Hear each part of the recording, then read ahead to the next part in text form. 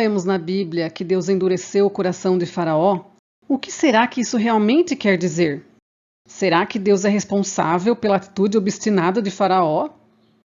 Deus determinou o destino dele? Mas e o livre-arbítrio?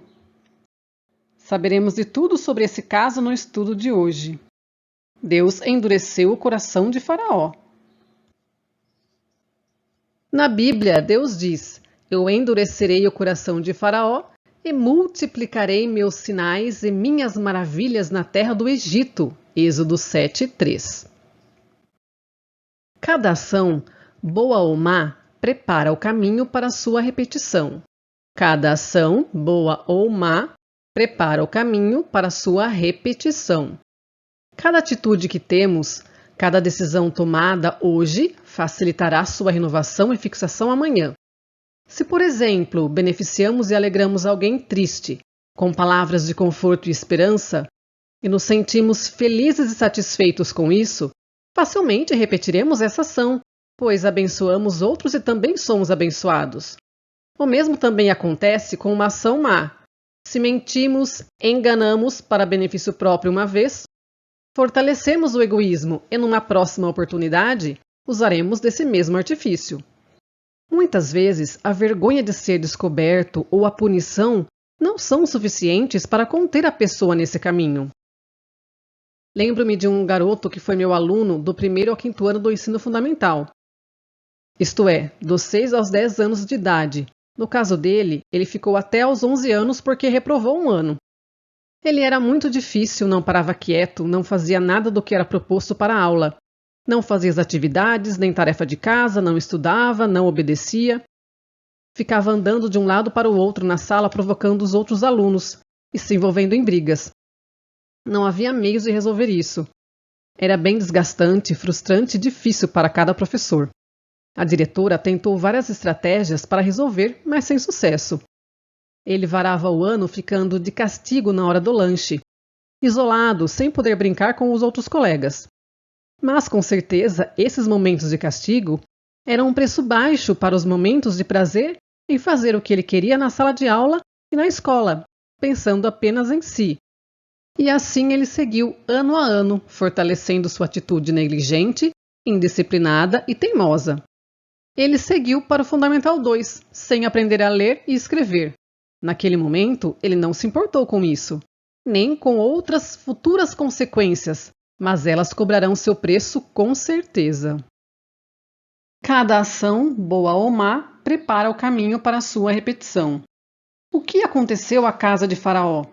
A declaração bíblica diz que Deus endureceu-lhe o coração e, a cada repetição da luz mediante a manifestação do poder de Deus, a declaração é repetida. A cada pedido para libertar o povo, a cada ameaça e execução de uma praga, era uma oportunidade, uma chance para Faraó aceitar o pedido de Deus, reconhecer sua soberania e, em humildade, atender a esse pedido. Mas, a primeira ação de recusa, ele fortaleceu o caminho para as recusas seguintes. Ele foi teimosamente se engrandecendo e desatendendo o pedido. Cada vez que ele recusava submeter-se à vontade de Deus, seu coração se tornava mais endurecido e menos impressionável pelo Espírito Santo. O caminho na obstinação vai se tornando mais forte, mais firme, e o apelo do Espírito Santo vai sendo percebido cada vez menos, se enfraquecendo. Igual em um cabo de guerra. O lado que puxa a corda com mais força vence totalmente o outro. Faraó semeou a semente da obstinação e Deus permitiu que ela se desenvolvesse. O Senhor poderia impedi-la de crescer mediante intervenção direta, mas esse não era seu plano. Ele permitiu que ela crescesse e produzisse a própria colheita, atestando assim a veracidade da Escritura. Tudo que o homem semear, isso também ceifará. Gálatas 6:7. Quando o homem semeia dúvidas, também colherá dúvidas. Por rejeitar a primeira luz e rejeitar cada raio subsequente, isto é, cada raio que veio depois, Faraó foi de um grau de dureza de coração a outro, até que a forma fria e inerte do primogênito deteve sua descrença e obstinação por um pouco. Por conta das 10 pragas, podemos dizer que Faraó teve 10 chances, 10 oportunidades para humildemente atender o pedido de Deus. Mas ao recusar cada pedido, cada apelo, ele, pela sua própria atitude e decisão, se endureceu. E se endureceu cada vez mais por sua obstinação e teimosia. Quanto mais Deus pedia e pressionava com a execução das pragas, mais ele, o Faraó, se endurecia e impedia o povo de ir. Foi assim que Deus, com sua insistência em impedir a liberdade do povo, fez com que Faraó se endurecesse em não permitir. Como se ele, o Faraó, pudesse competir com o Deus do céu. Igual a ilustração do cabo de guerra, mas sabemos quem ganha essa luta. Relendo o parágrafo novamente, por rejeitar a primeira luz e cada raio subsequente, Faraó foi de um grau de dureza de coração a outro, até que a forma fria e inerte do primogênito deteve sua descrença e obstinação por um pouco. Então, determinado a não se submeter aos caminhos de Deus, continuou sua desvairada, louca conduta até ser tragado pelas águas do Mar Vermelho. Depois de perder seu primogênito, o texto diz que ele deteve sua descrença e obstinação por um pouco, por um momento, isto é, o baque foi sentido e ele quase cedeu. Mas, determinado, com insistência, a não se submeter aos caminhos de Deus, em sua loucura, foi tragado pelas águas, isto é, conduziu seu exército e perseguiu o povo, entrando no mar, a princípio seco e aberto, e depois, sendo tragado pelas águas.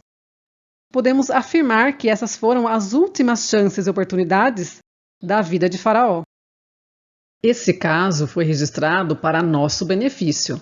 Aquilo que ocorreu no coração de Faraó também ocorrerá com cada pessoa que negligencie receber a luz e andar prontamente sob seus raios. Deus não destrói a ninguém. O pecador destrói a si mesmo por sua própria impenitência. Quando alguém se recusa a dar ouvidos aos convites, reprovações e advertências do Espírito de Deus, sua consciência se torna cauterizada, e na próxima vez que for aconselhado, será muito mais difícil atender do que antes. E assim sucessivamente a cada repetição, a cada nova chance, novo apelo. A consciência é a voz de Deus, ouvida em meio ao conflito das paixões humanas. Quando resistida, o Espírito de Deus é entristecido.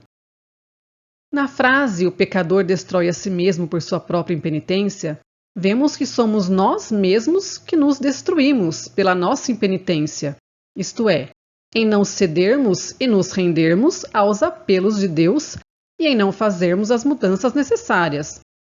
Além dos apelos direto à alma e por meio da palavra de Deus, vemos que são mencionados apelos na forma de convites a participar de cultos, a leitura de livros, convites a participar de estudos, reprovações a atitudes erradas, advertências registradas e mencionadas na palavra de Deus ou advertências proferidas por intermédio de seus servos.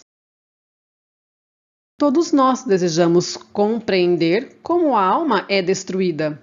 Não é que Deus mande um decreto para que o homem não se salve. Ele não lança trevas perante os olhos, de modo a não poderem ser penetradas. Mas o ser humano resiste a princípio a uma impressão do Espírito de Deus.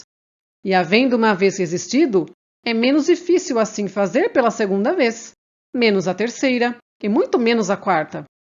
Então vem a colheita a ser ceifada, da semente de incredulidade e resistência.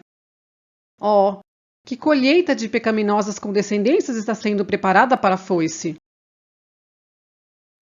Se a oração particular e a leitura das Escrituras forem negligenciadas hoje, deixarem de ser feitas hoje, amanhã elas poderão ser omitidas, não realizadas, com menos protestos da consciência. Haverá uma longa lista de omissões, tudo por causa de um único grão semeado no solo do coração. Aquele primeiro grão. Por outro lado, todo raio de luz acariciado proporcionará uma colheita de luz. A tentação, uma vez resistida, dará poder para resistir mais firmemente a segunda vez. Toda nova vitória ganha sobre o próprio eu aplanará, isto é, deixará plano, o caminho para mais elevados e mais nobres triunfos. Toda vitória é uma semente semeada para a vida eterna. Que nossas atitudes e decisões sejam sempre sementes para a vitória, que nos conduzem à vida eterna. Amém. Os textos deste estudo se encontram no livro Testemunhos para a Igreja, volume 5, as páginas 119 e 120, no capítulo 10. Deus abençoe a todos.